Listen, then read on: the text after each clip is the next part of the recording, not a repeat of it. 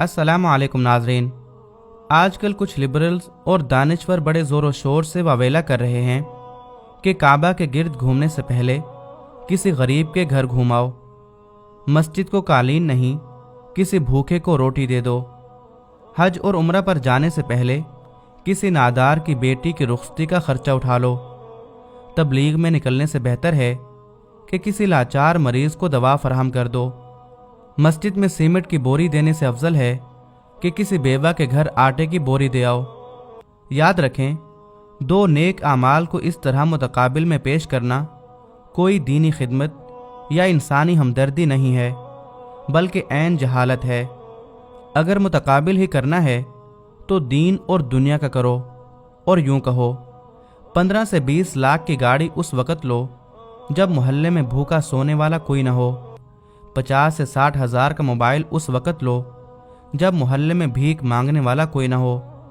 हर कमरे में एसी उस वक़्त लगवाओ जब गर्मी में बगैर बिजली के सोने वाला कोई ना हो।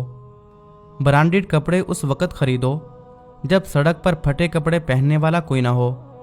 ये करोड़ों की गाड़ियाँ, लाखों के मोबाइल फ़ोन्स और हज़ारों के खिलौने खरीदते वक़्त उन दानिशवरों को गुरबा, फुकरा, बेआसरा और बेसहारा लोगों को याद रखने की ज़हमत क्यों नहीं होती? आखिर ये चिढ़ काबा, मस्जिद, हज व उम्रा और तबलीग ही से क्यों है?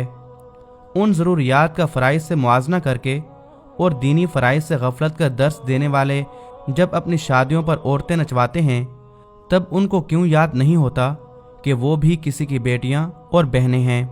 हज़ारों आरामदा अशिया खरीदते वक़्त उनको गरीब की बिन बयाही बेटियां क्यों नज़र नहीं आती? एक बार ज़रूर सोचें, क्या इंसानियत की खातिर गैर ज़रूरी अमूर तर्क करना बेहतर है या कि फ़राइज़ का तर्क करना? अगर मुनासिब समझें तो इस वीडियो को ज़रूर शेयर करें ताकि इस फितना से तमाम सादा लोग मुसलमान महफूज रहें।